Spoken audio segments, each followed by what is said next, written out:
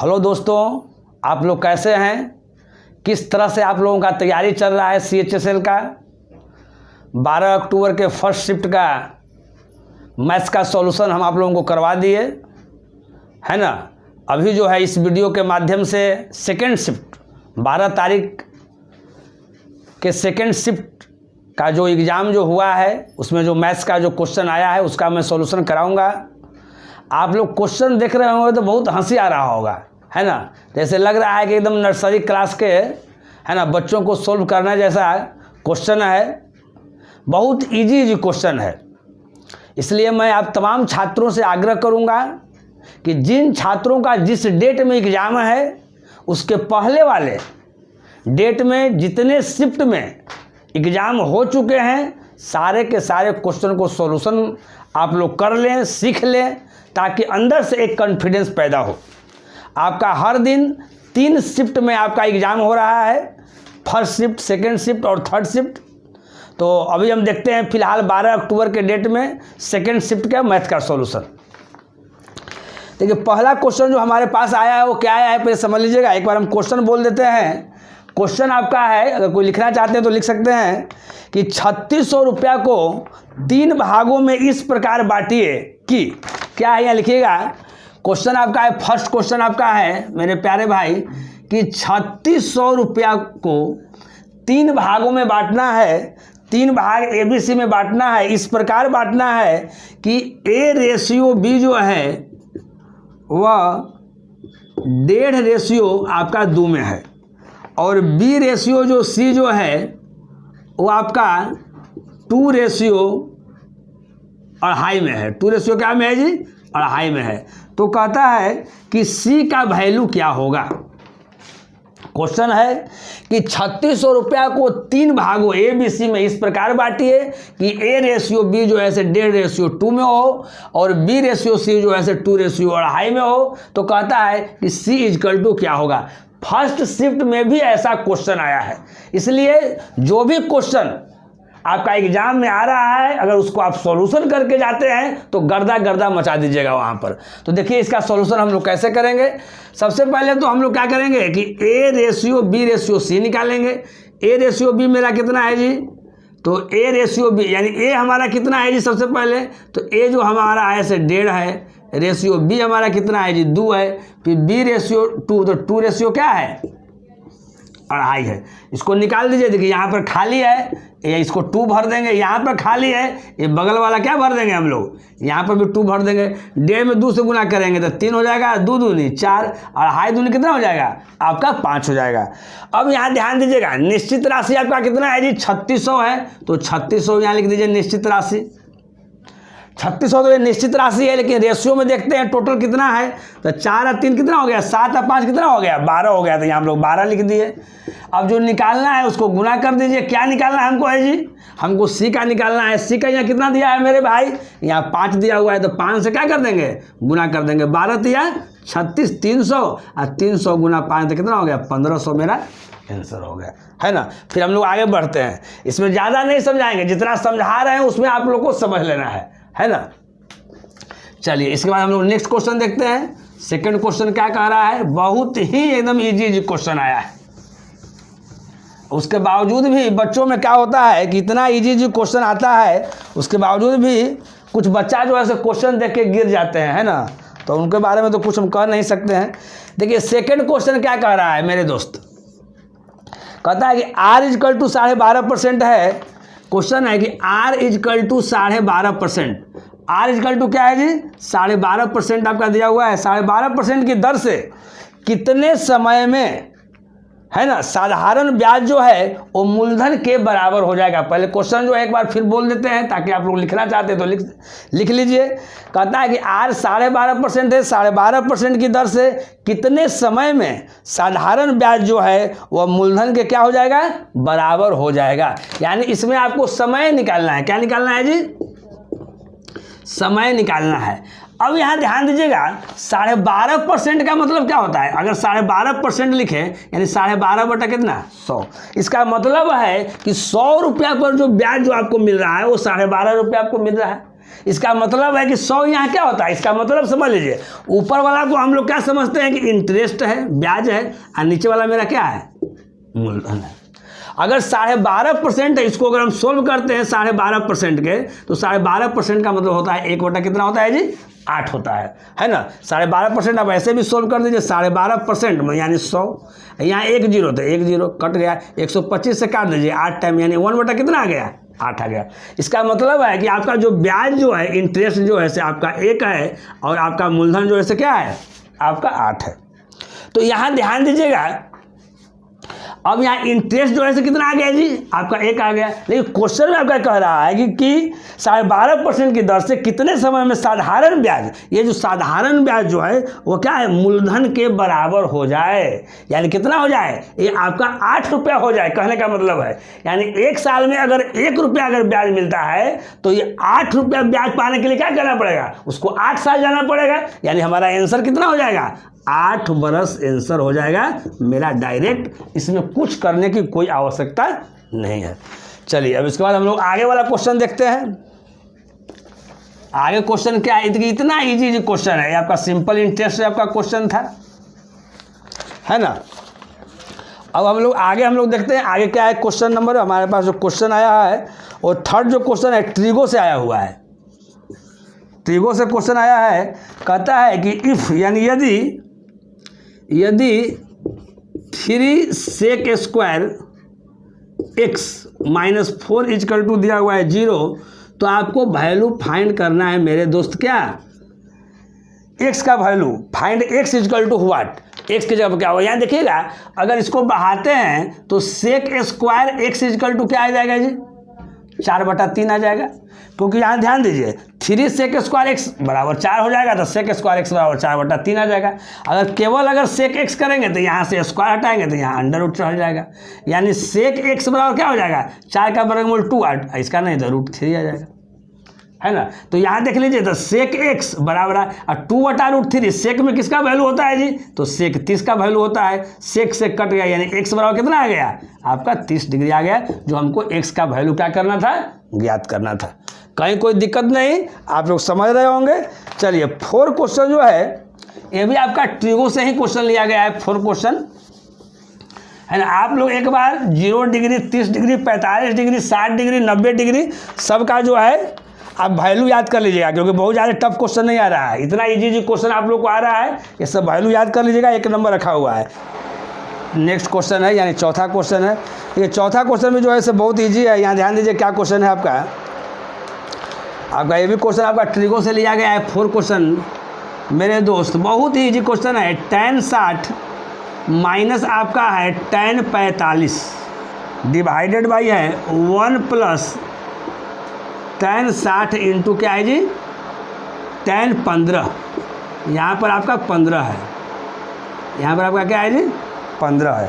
अब यहाँ ध्यान दीजिएगा, देखिए ये आप समझिएगा, अगर हम a मानते हैं, इसको अगर हम b मानते हैं, तो यहाँ देखिएगा tan a minus tan b बटा 1 plus tan a into tan b। इसका तो डायरेक्ट आप लोग फार्मूला जानते होंगे, tan a माइनस b। जैसे अगर a माइनस b करेंगे तो 60 में से 15 जाएगा तो क्या बचेगा, मेरा 45 बचेगा, यानी tan मेरा क्या आ जाएगा जी, 45 आ जाएगा। tan 45 का वैल्यू क्या होता है, 1 कितना ईजी क्वेश्चन है, कहीं कोई दिक्कत नहीं है ना। चलिए इसके बाद हम लोग नेक्स्ट क्वेश्चन देखते हैं, 5 क्वेश्चन हम लोग देखते हैं, है ना।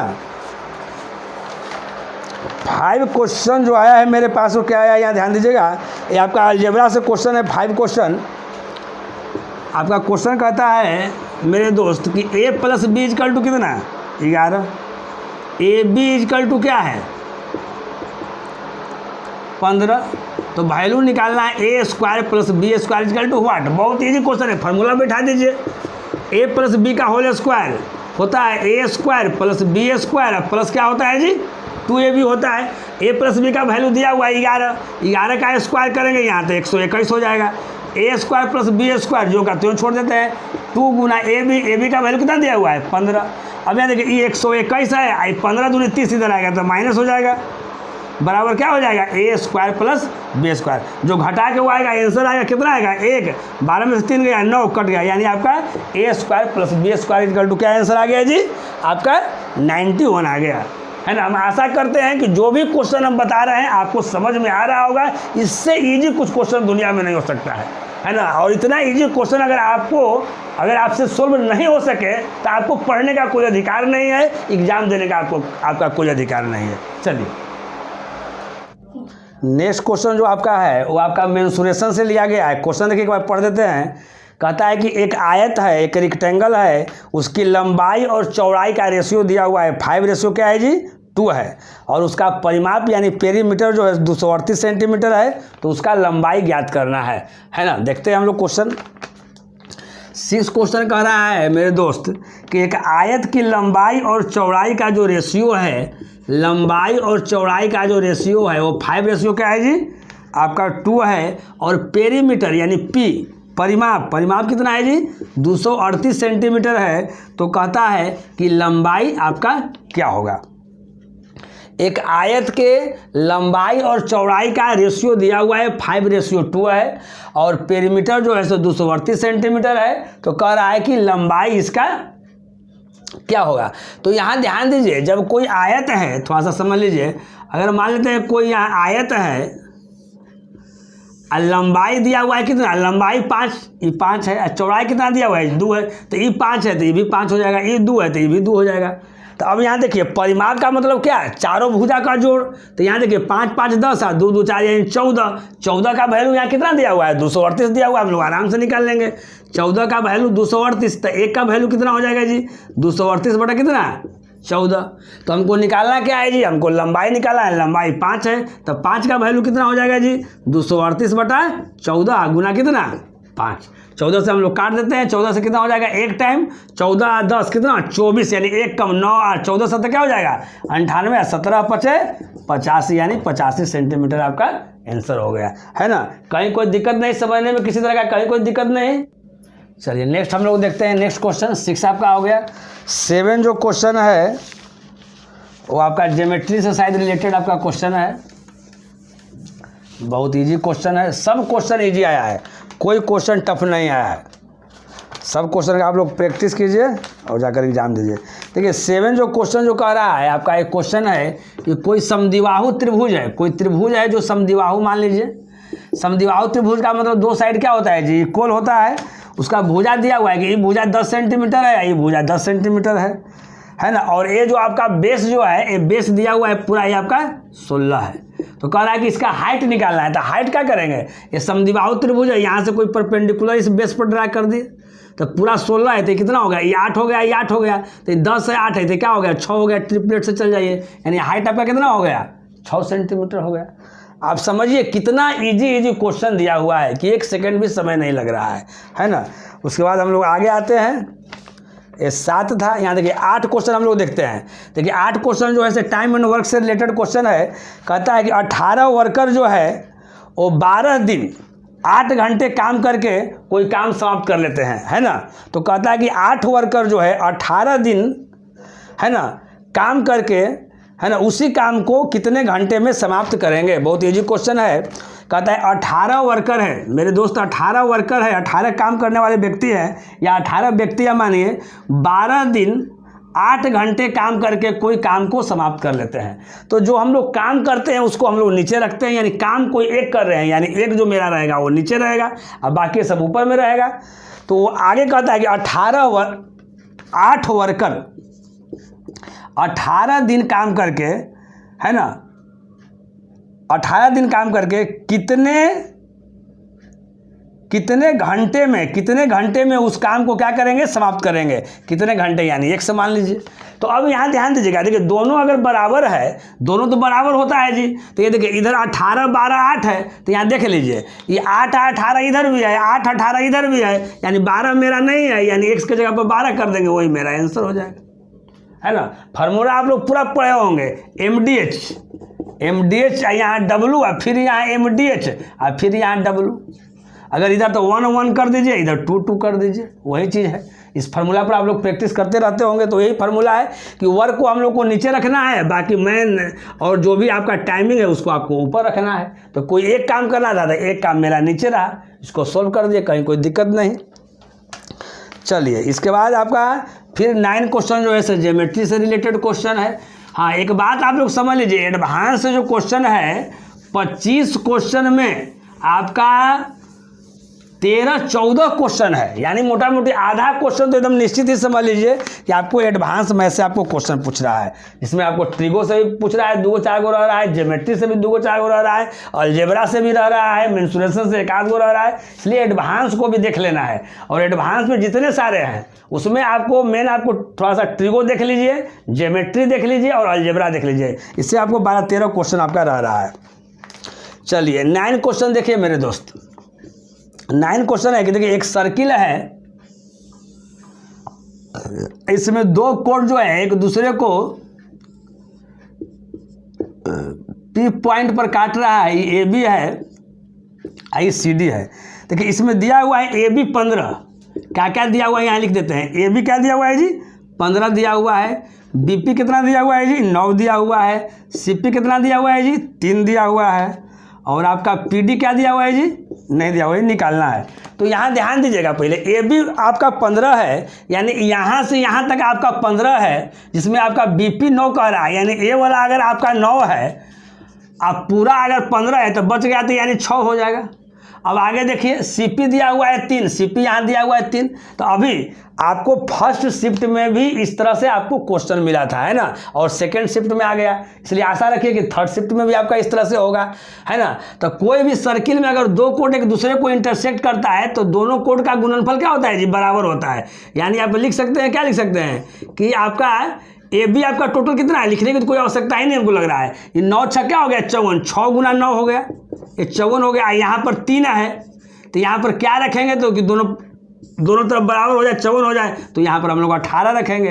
यानी आपका जो PD का जो वैल्यू है वो क्या आ जाएगा, मेरा 18 आ जाएगा, 18 आंसर आ जाएगा, कहीं कोई दिक्कत नहीं है। इसी तरह फार्मूला में इसको सब लोग रटता है, क्या रटता है जी कि AP या गुना क्या PB इक्वल टू PD या गुना क्या PC।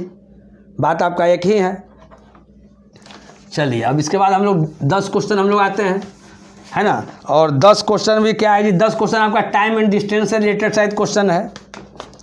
जो भी क्वेश्चन है बहुत इजी जो क्वेश्चन है, कोई क्वेश्चन आपका टफ नहीं है। देखिए एक बार क्वेश्चन हम 10 पढ़ देते हैं, जो लिखना चाहते हैं वो लिख लीजिए कॉपी पर। कहता है कि एक धावक जो है वो 40 के स्पीड से न दौड़कर 30 के स्पीड से दौड़ेगा तो उसको यात्रा करने में टाइम कितना % बढ़ जाएगा। कोई धावक है, समझिए, वो कहता है कि 40 के स्पीड से न दौड़कर, यहाँ समझिएगा स्पीड का जो रेशियो है क्या है, अगर 40 के स्पीड से न दौड़कर और वह 30 के अगर स्पीड से दौड़े, है ना। तो यहाँ देखिए अगर दोनों तरफ अगर 0-0 काट दे तो 4-3 बच जाएगा। तो एक धावक 40 के स्पीड से न दौड़कर अगर 30 के स्पीड से दौड़ेगा तो उसको यात्रा करने में कितना टाइम बढ़ जाएगा। तो टाइम क्या हो जाएगा हमारा जी, तो टाइम क्या होता है, ये स्पीड का क्या होता है, उल्टा हो जाता है। तो 4 और 3 है, तो यहाँ 3 और 4 हो जाएगा। जब डिस्टेंस यहाँ क्या हो, सेम हो, तो यहाँ स्पीड जो है, यहाँ आप ऐसे भी समझ सकते हैं, यहाँ स्पीड क्या है, यहाँ 4 है, इसका मतलब है कि इसको टाइम कम लगेगा, तो इसको टाइम आपका 3 लगा। इसका स्पीड क्या है, कम है, तो इसको टाइम क्या लगेगा, ज़्यादा लगेगा। तो स्पीड और टाइम एक दूसरे का क्या होता है, विलोमानुपात में होता है, आपको हम बताया है। तो यहाँ देखिए तो कह रहा है कितना बढ़ जा रहा है, तो कितना बढ़ जा रहा है, आप देखिए यहाँ पहले 3 था, अब 4 है, तो कितना बढ़ गया जी, आपका 1 बढ़ गया। तो 1 जो बढ़ गया कितना में बढ़ गया, 3 से 4 बढ़ गया जी, यानी 1/3 बढ़ गया। अब परसेंटेज में कह रहे थे 1/3 का परसेंटेज वैल्यू क्या हो गया, 33.1/3%। ये आपका आंसर हो गया। इस तरह का इतना इजी जी आपके पास क्वेश्चन है। नेक्स्ट क्वेश्चन देखिए आप लोग बाबू, नेक्स्ट क्वेश्चन यानी 11 क्वेश्चन, यहाँ ध्यान दीजिए। 11 क्वेश्चन जो है वो अलजेब्रा से लिया गया है। यहाँ दिया हुआ है a - b = दिया हुआ है 4, आपका AQ - BQ = दिया हुआ है 88 दिया हुआ है। आपको वैल्यू निकालना है a - b का होल स्क्वायर, अब प्लस क्या दिया हुआ है जी 3ab = क्या दिया हुआ है आपको व्हाट, इसी का वैल्यू निकालना है। तो यहाँ ध्यान दीजिए, अगर इसको अगर हम बढ़ा के ले चलते हैं तो AQ - BQ का आप लोग फार्मूला जानते होंगे, a - b × a² plus ab, plus क्या होता है b² होता है ना। यहाँ पर अगर माइनस है तो यहाँ माइनस होगा, और बाकी में सब क्या होता है जी प्लस होता है। तो इसको अगर बैठाते हैं तो AQ - BQ यहाँ 88 दिया हो, तो यहाँ 88 बैठा दिए। अब देखिए ए माइनस बी को हम इधर ले आए तो बटा में आ गया, ए माइनस बी इक्वल टू क्या दिया हुआ 4 दिया हुआ, यानी 4 आ गया, यानी ये आपका यहाँ से समाप्त हो गया। तब बच गया क्या A square plus A B plus B square, और A square plus A B plus B square को हम लिख सकते हैं ए माइनस बी के होल स्क्वायर प्लस क्या लिख सकते हैं जी 3ab, है ना, क्योंकि ए माइनस बी का होल स्क्वायर का फॉर्मूला डिराइव कीजिएगा प्लस 3ab तो आपका इतना ही आएगा, है ना। तो यहाँ देखते हैं कि 4 से काटते हैं तो यहाँ मेरा 22 आता है, और इसी का वैल्यू निकालना था। देखिए ए माइनस बी के होल स्क्वायर प्लस 3ab, इसी का वैल्यू निकालना था, यानी मेरा आंसर क्या आ गया 22 आ गया, है ना। देखिए कितना आसान आसान क्वेश्चन आपके पास आया हुआ है। उसके बाद अगर हम अगला क्वेश्चन पर आते हैं तो अगला क्वेश्चन जो है वो प्रॉफिट एंड लॉस से आपको लिया गया है। नेक्स्ट क्वेश्चन आपको प्रॉफिट एंड लॉस से, फर्स्ट शिफ्ट में भी प्रॉफिट एंड लॉस से क्वेश्चन था आपका, और सेकेंड शिफ्ट में भी प्रॉफिट एंड लॉस से क्वेश्चन दिया हुआ है, यानी आशा है कि थर्ड शिफ्ट में भी प्रॉफिट एंड लॉस से क्वेश्चन होगा। और जो भी क्वेश्चन है बहुत ही आज आसान है, मज़ा आ रहा है नहीं। देखिए एक व्यक्ति जो है दिया हुआ है, नेक्स्ट क्वेश्चन 12 दिया हुआ है कि अगर 2500 रुपया में बेचने पर, है ना, क्वेश्चन एक बार पढ़ लेते हैं समझ जाइएगा।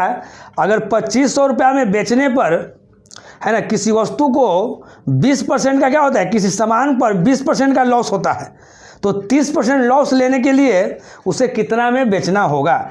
यानी आपको 2500 रुपया में बेचने पर, यानी 2500 रुपया आपका क्या हो गया, आपका एसपी हो गया। 2500 रुपया पर बेचने पर, है ना, कितना होता है जी, किसी सामान पर 20% का लॉस होता है। तो यहाँ देखिए 2500 रुपया, यानी निश्चित राशि 2500 रुपया हो गया, 20% जब लॉस हो रहा है तब विक्रय मूल्य कितना हो जाएगा जी 80 हो जाएगा। तो कहता है कि उसी को 30% लॉस लेने के लिए कितना में बेचना पड़ेगा। तो 30% लॉस का मतलब कितना हो गया 70 हो गया। 1 0 से 1 0 क्या कर दीजिए, काट दीजिए, यानी आपका हो जाएगा 2500 गुना कितना 7/8, काट कूट कर जो आएगा वो क्या हो जाएगा, आपका आंसर हो जाएगा, है ना। चलिए अब इसके बाद हम लोग आगे देखते हैं। आगे क्वेश्चन जो है आपका टाइम एंड डिस्टेंस से आपके अंतर्गत क्वेश्चन है, उसको हम लोग देख लेते हैं।